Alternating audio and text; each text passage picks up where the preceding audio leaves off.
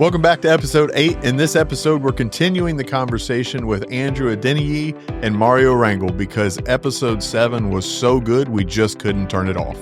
Stay tuned. The Leading Adam podcast is hosted by me, Adam Binkerd. I've spent the last 10 years researching how a healthy human experience is the key to innovation in student retention and education. And now I'm taking to the mic to share what I've learned. Hear how I've defied the odds and transformed from a landscaper to a national expert in student success in less than 10 years. Not an educator? That's okay. Stay tuned for entertaining stories and practical takeaways about leading self, leading leaders, and leading culture. The Leading Adam podcast is co-hosted by Erica Crabtree, produced by Chris Spangle, and sponsored by 240 Solutions. Connect with us at 240solutions.com. And I hope you'll stay tuned because together we can change the world. Well, thank you. I mean, I think we all are driving with our own internal purpose, right? But having been a part of leading organizations, either at a board level or executive level, or now owning and operating my own and being sidecar, as I call it to a lot of businesses. Like, I'm not a part of a team, but I get to participate in a lot of teams. I think it's that motivation drives me, right, in my conversations. And I think that's probably true for all of us. But I think I want to ask a question that, to be honest with you, you mentioned fear, Andrew. There's a culture of fear. And Mario, in that last episode, you talked about kind of growing up under a regime, if you will, of fear, a fearful mindset. And I think I want to be really vulnerable in this and talk about the fear that I think keeps me at times as a leader, when I was leading teams, or even now in the work that I'm doing, keeps me reluctant. And it's this. I know who I am on the inside. There is not an ounce of me that is not genuine about caring for people. I genuinely care. I don't care who they are. I know that's me. But there's a part of me, when we talk about this diversity, equity, and inclusion, there's a part of me that is reluctant, and I pause because just really in the last 5 years, I don't even feel comfortable saying, I'm afraid to say, I'm proud to be white. Right. Yeah. We started like the hillbilly culture. There's a piece of my culture and my upbringing that I am proud of today that I wasn't for a long, long time. And there's a part of it that I absolutely will not align myself with. But the reality of, I think, this conversation, there's a reluctance of fear, I think, in our organizations, in our teams, in our communities, in our nation, for what it feels like from my side is it's okay. What we're doing to do is I want you to be proud of your Hispanic culture, your Mexican culture. I want you to be proud of being Nigerian. It's not okay for me to be proud that I'm white. Right. And how do we address this? How do we come to this bit? Because it's stopping me. I was thinking earlier about showing up authentically.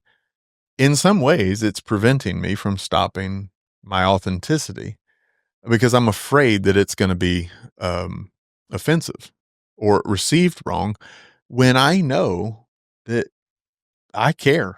I genuinely care about everyone. So I don't know how to ask a question other than that. It just to be honest in this and say, this is where I'm at times. I struggle with this. How do we get past this? What do you guys think? I'll tell you one thing, and I want to hear from you. I'm so excited to hear from you as a consultant because I feel like we do similar things, but different, right? Of course. But I think it's what you just did, bro. Sure. Like, think about it. Like, so many times we're so scared to talk about things, and so we figure, I just won't say anything. Makes it so worse. My daughter's about to get married this summer, and sitting down with her, I was like, listen, the one thing you need to know how to do is communicate with tough conversations. And when you go into those, now watch it. This is important because I feel like you got to lead with grace. Yeah. Right. You lead with so much grace. And I heard a pastor say this once. He says, truth without grace is like surgery without anesthesia. So you think about that. That's like, ouch. Still Right? get to the same spot, but it's going to hurt a lot It's more. going to hurt. You're going to cause so much damage, good. right? Yeah, That that's sort of good. thing too. So I think leading with so much grace and getting the skill of how to articulate yourself in a way that it's received, right? I think that's a huge part of it. But you're right. My wife has actually brought that to my attention before. She's like, Mara, there's things you can say that as a white lady, I'm not saying. Like, I'm not about to go there. And I'm like, why? Yeah. And it's hard for me to understand sometimes, but I'm like, hey, I feel like that what you bow down to will consume you. And if you bow down to fear, it will consume you, and it's very restrictive. And I think too, it's a natural thing to do because you want to keep yourself safe. So if I listen to that fear and say, let me back up a little bit, let me kind of stiff arm people, let me go back here, right? Because now I'm safe and it is effective, but it's limited. It's limited. It's like, yes, I didn't say anything. I'm safe. But that'd be like, you play basketball, right? Sure. I remember we used to be able to dunk the ball too. Right? What do you mean used to? I'd love to see you try that, bro. I would love to see you try that right man, now. Last time I put Don't make me break out stories. I was 40 and there's video evidence last time. That was a few years ago. Anyway, yes, I played Chris did some editing for that, man, right? No, but like it's like this. I feel like if you don't get involved in these tough conversations, it's you sitting on the bench, coach saying, hey, come on, time to go in. And you're like, nah. Yeah. It's like, yeah, you're safe. You're not going to miss a shot. You're not going to turn the ball over. Yeah. But you never played the game of life. Yeah. Well, I think part of it's important. So we're talking still, and this is good. And Andrew, jump in here too. I'm realizing that, okay, I'm a guy who always likes to cook things down to its fundamental base. That's how I came to the human experience. Like, what is this really? What does it mean to be human? But as even I said that, I'm saying I feel fearful to be proud, not to say like, I'm going to walk out there in the lobby and announce that I'm proud to be white. That's not what I mean. I'm afraid to feel proud. And That's to good. let that that's express, interesting. right? So let's go there a little bit. And the reason, let me cook it down a little bit more. The reason that I feel that feeling is because I feel like in some ways what I'm communicating through the pride of my heritage, right, is that I know what it's like to be you. And I'm not saying that at all. I'm not trying to flip the script. Like, I'm not saying let's reverse. Oh, I can relate to everything you felt. I mean, that's not what I'm saying, but I still am who I am, and I am who I am because of that heritage. But I don't feel like I can be proud of that. That's cool you shared that, man. So I don't know, Andrew, what do you, what's going through your head? What do you think? I appreciate you even having the awareness. The awareness, right? Humility. Sure. If everyone even had that awareness, I think we're in a better spot. Sure. And even further, get to the point where they can communicate that. There's some parts of my heritage, my culture that I don't support, but there's a lot that I do, and I want to feel proud about that. But I feel like I can't. I think a lot of folks haven't come to terms to be able to even share that. So I think you're light years ahead of the vast majority of folks, and I think that's a good starting spot. Yeah. I don't know where you should go from there, but I do know that we got to be clear of shame and guilt. We have to be cautious of that because that doesn't produce any positive fruit from my perspective. That's so good. So anytime you find yourself kind of flirting with shame and guilt, I would encourage you to find some way to redirect or repurpose that in a way that'll be more productive. Yeah. But I think where you're at is a fantastic spot, and I think that's good. Well, I appreciate that. And I said, I think it was episode 1 actually of season 2. I made a direct comment that my goal in season 2 is to be more bold. And I don't mean that as like more assertive and more like I speak with command in my voice. That happens whether I try or not. Like, that's not what I'm talking about. It's I want to show up in this process. If I'm going to expend the money to have a podcast and I don't be me, then I am wasting my money. And what it's really through this process and being behind this camera, whichever one's looking at us, and having this mic in front of me that says, don't do that. Don't be you.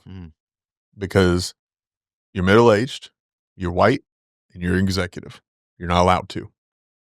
And I think it's this process that has allowed me to realize I'm not showing up in the world as my authentic self when it's public. But if sit me down with someone, I'm just me, right? I love to engage people. When I'm doing workshops, I'm just me. But when I got to speak publicly, or when this mic comes on, it's an unwillingness. And I think that is a part of the problem in us getting where we need to be, because the solution isn't getting to a spot where everyone except white folks feel like they can be them.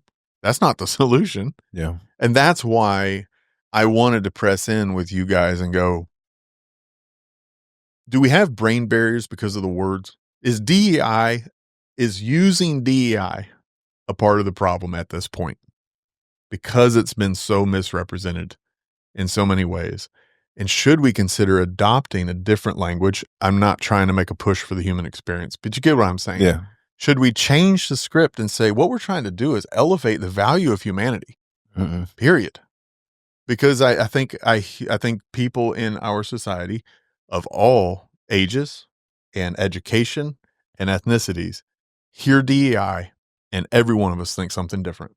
Yeah. And 9 times out of 10, it's negative. So I was very resistant to changing verbiage up through mid last year, because from my experience, most of the people who are against it could not define it.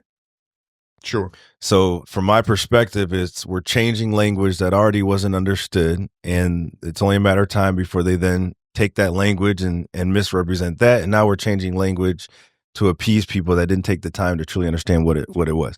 That was my stance, and I kind of dug my heels in. Then I changed my stance probably around fall of last year, where I said, you know what? Are the words the most important part, or the outcomes?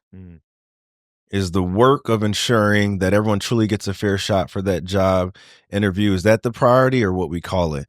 Is it that the promotion process is fair? Is that what we're trying to do? Is that more important on the scale, or being able to say DEI? And the more I reflected, the more I realized that we want an inclusive work environment where people get what they need to be successful. We want to make sure we're not overlooking certain populations for job opportunities. We want to ensure that people can do their best work. And it became clear as the outcomes is what matters most. So now my stance is, yes, I think we do need to pivot on what we call it, right? Because regardless of training, regardless of what it may be, there's too many people who have a negative emotional reaction when it comes up. They're attached to it. Yep. And that becomes a barrier to us being able to come together and move forward. And if that is going to be the obstacle that prevents us from getting the work done that needs to be done, we can call it whatever you want to call it. Yes. And that's the reason I like what you're saying there too, because I've noticed, without even realizing why, kind of, that when people ask me, what do you do, Mario? I'm like, oh man, how am I? Like, I noticed, hey, DEI canceled, right? It's like, so what I like to lead with is, man, I get to be a refuge and a resource center for students that need resources, and to include them, to help them feel the sense of belonging. And they're like, wow, really? And then you give it to them. And, it's like, oh. And I'm like, yeah, because that's what we're doing. Yeah. It's just people don't understand that. So yeah, I like to lead with this. Well, I want to circle back. Thank you, Andrew, for saying that. I couldn't agree with you more, and I think that helps me in organizations that I'm working with. And I want to say this before I go back to something you said earlier, is part of the issue organizationally, especially nonprofits, is if I change the initiative's title, I lose my funding. And that's a problem in our nation, because we are cycling funds, support for something that matters, down a path relative to a label that is creating walls. And that, I think, is an issue. But I understand why organizations can't change their initiatives, because there's funding tied to that. I get that. But thank you for sharing what you shared, because I think for me, it helps me in the work that I'm doing with my clients, is to say, this is what we're doing. We are, by focusing on the human experience, I like to say it this way, by trying to understand the value of your employees beyond the work they do. That's really what we talk about a lot. Because we're doing that, we are doing diversity work. We are doing DEI work. And so I want to circle back here. I want to say this too real quick. I think it was really cool how, like, you realize that words are important. Yeah. And they carry meaning and they carry power and they can hurt or they can lift up. And noticing that, man, I just want to applaud you for that. I think that's really cool. You know, that you notice that and say, hey, what's the objective? How do people understand these things? Super cool. Yeah. I'm learning a lot while I'm sitting here talking to you. I'm like, this is cool. I'm learning a lot by this conversation. I appreciate you both participating in this. For having us. I want to pause, I guess. I was gonna circle back. I've changed my mind. I want to pause and just throw it out there. You know, I get I'm the host of Leading Adam, but today we're just having a conversation. What questions or conversation do you want to bring into this? What do you think is important for us to talk about? We've got representation, at least on one side of the gender conversation in the room, and I think it would be we would be remiss as I would be remiss as the host to not say, what do you want to talk about? Because I wanted to address some things. I wanted us to have a conversation, but if we think I don't have an agenda behind that, then I'm lying to myself, and then that's inauthentic. There's an agenda. We all have an agenda. The question is my agenda on the side of selfishness or unselfishness, right? And so what do you guys want to bring to this conversation that we should talk about? We've still got about 15 minutes, a little bit under, and then we'll call it. Let's not worry about that. No, that's cool. I think like we was talking about cultural humility before. I got to experience that in the last year in two different ways. Okay. And I would like to get that message out. Like, just take a stance of like, I think you said curiosity, right? Take a stance of curiosity, cultural humility, and realize, man, if I get to know somebody, it's just, life just seems so much more full. Here's my examples. My mother-in-law, she built onto our house. We built onto her house, so we have a little place for her to stay. And we invited the Amish out to build the house, right? And when they first show up, I'm like, the first thing I'm thinking is, brown guy. How are they going to look at me? Like, you know what I mean? And they are kind of interested, you know? And, but I was also interested in them. They come in, I'm like, I have so many questions. How do I ask? What's the beard mean? What's this mean? Why do people wear, like, what is going on? And you know me, I'm like walking out there. I'm like, hey, what's up? What's your name, man? I got to meet a guy named Pete, and Pete was the main builder. And we struck up this conversation. I'm like, have you ever had street corn? He says, elote, like, have you ever had street corn? He was like, sorry, Mara, I have no idea. I said, I'm going to make that for you guys today. So I took a day off work. Are you serious? I made street corn and steak tacos, man. And these guys were like, what? Like, they came over to slamming, you know? And you could see they wanted seconds, but they didn't really want to go back into it. But what I realized is I was inviting them, like, see my culture. And then they invited me out to their house, man. So I got to go out and like, I see his kids, you know, and I'm like, this is the family you've been talking about. And it was like, shortly after that, he said, can I bring my kids? I said, yes. They brought their kids and we had ice cream for them. And it was a shared experience. And then that was the grace. Then I was able to ask, can I ask you a question? Like, is it true that you have to have a beard if you're married? He was like, no, Mar. Like, and he starts like, I'm like, all the misconceptions that I had. I was like, oh my gosh. And then the second one was I got to fly out to Singapore. I was out of Singapore this year because Lorenzo was at a fight in karate combat. So I was in his corner. I was super excited. But when I got out there, I was more excited about seeing the culture there. It's like 90% Chinese, right? And so I walk into this Holiday Inn and I'm seeing things that look familiar, right? And they do speak English there. And I'm going up, but all this food, I'm like, I don't even know what that is. Like, I don't know what that is, right? And so I'm just watching everybody just trying to limp along, fake it till you make it type of thing. And I'm thinking, well, here's this sauce that you put onto your noodles, right? No. And so I'm like, oh no. I go back and it's so nasty, man. I'm like, what is going on? I didn't realize that's where they rinse their spoon off. So I was no. So I was like, and people are different. Like, this is okay, right? Mario. And so I was like, I want to meet people. I got to sit down with this guy from India, and I got to learn about like Muslims, you know, just different religions. I got to sit down. He told me who Jesus was to him, and I'm like, really? Yeah. And the thing I do, and I try to talk to my guys about this in my classes, like, do the Socratic method. Like, I have them do this for like a week. Like, you go out and you only can ask questions. You can't insert your opinion. And so they go around and but they have to do it with somebody that's totally different than you, right? Of course, yeah. This was good because the election just happened. So it was like, all right, you believe differently. How do you believe that? Like, why? And I said, you have to truly be curious. You can't say anything unless they ask you what's your opinion. And they came back, I learned so much. And I think that's the message I want to get across is like, man, that was so much fun talking to that guy and meeting the Amish family and not putting the nasty stuff on. I know. Yeah, bro, man, I've had some moments, but does that make sense though? Yeah, absolutely. And I've got thoughts. You just challenged me on something that I probably will end with, but I want to hear. Yeah, I mean, cultural humility. What an interesting way, because curiosity is one thing. Curiosity is a skill. And I say it's a skill because we are not naturally curious. It's not who we are. You have to learn this process to be curious. I guess as children, we're curious because we don't know anything. Yeah, you're curious. Then it's somewhere along the way you think, oh, I understand the world. I figured it out. And we stop. But to say cultural humility positions it different from me. And I'm going to end with that. So I'm going to stop. But for the moment, what about you, Andrew? What do you think we want people to hear from this conversation? So one of the main messages I want to share is the platinum rule. So a lot of times we talk about the golden rule, treat people the way that we want to be treated, but all three of us are completely different. We may have different preferences for how we want to be treated. So that can land you somewhere that you don't necessarily want to be in some situations, especially as a leader. Interesting. So the key is treating people the way they want to be treated.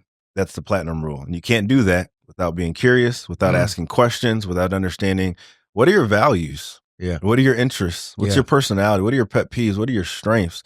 If we don't know that about people, it's going to be very difficult to treat them the way that they want to be treated. And I'll share a quick story, example of this.